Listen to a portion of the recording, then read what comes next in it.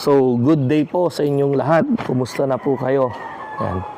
Andito tayo ngayon sa ating poultry farm na kung saan i-update ko kayo sa ating mga alagang RTL. Yan. So, unang-una, makikita nyo yung feeds natin. Grower. Grower.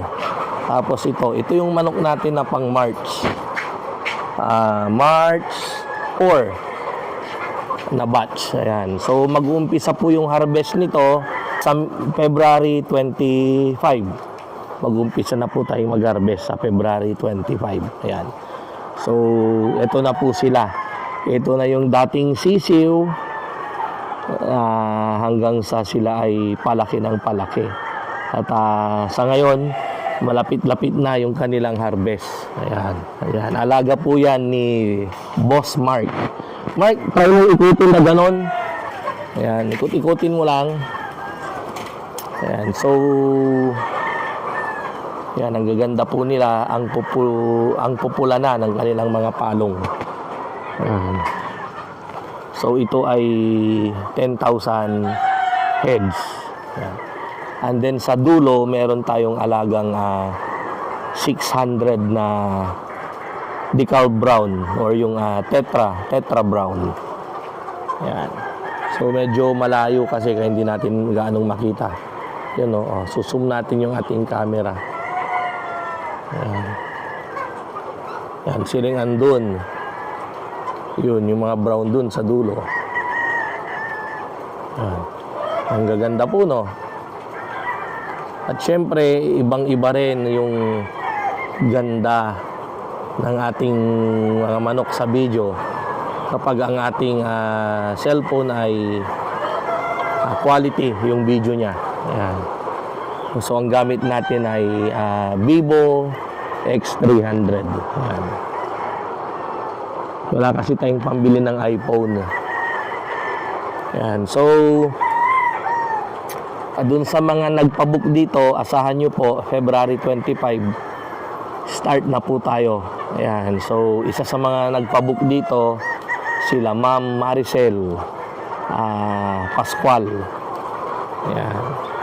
So, nakapag-install na tayo ng battery cages nila.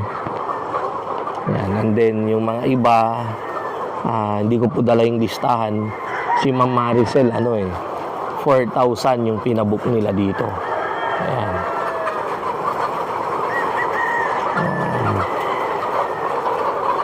Gaganda po nila. Kapag ganito po kagaganda yung mga manok, very healthy, tuwang-tuwa din yung mga nag-aalaga. Kasi sigurado na yung kita. Kumikitang kabuhayan si Mark. Ito kasi sigurado tatamaan na naman niya yung parameters para siya ay magka-bonus. Ayan. So namimigay kasi tayo ng incentive sa mga kasamahan natin sa farm nang sa ganon ay talagang ganado sila. Ganado silang alagaan yung mga manok natin. Ayan. So ang susunod pa lang available natin, open for booking ay ang pang May 20. Kasi sold out na itong March 4. Sold out na rin yung April 30. Ang susunod po, May 20. Ayan. So, parang may mga pa available pang mga 5,000. Kasi 30,000 naman po yun.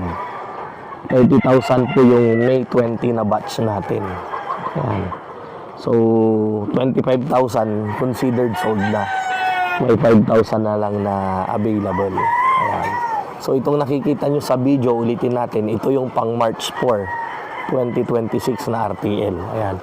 So, yung nakikita nyo pala na mahaba yung palong, yan. Mga lalaki po yan, ganyan. Yung mga maiksi, mga babae. Ayan. Pero kita nyo naman, ang gaganda nila. Ayan.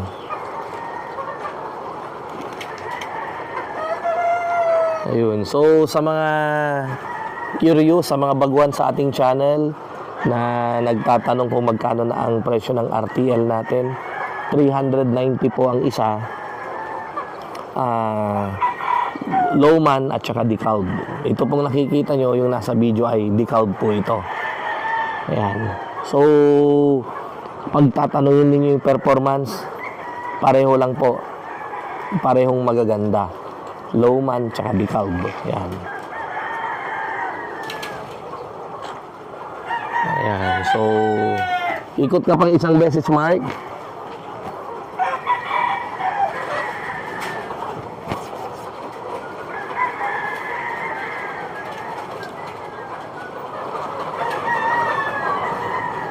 Tsaka ang puputi talaga ng mga manok natin dahil steel matting yung kanilang sahig.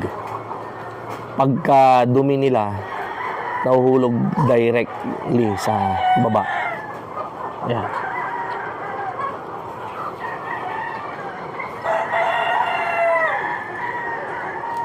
Ayan. So, abangan nyo po sa ating next video ang ating price update naman.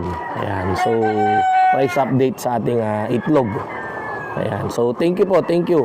Maraming salamat. Mabuhay po tayong lahat. At God bless.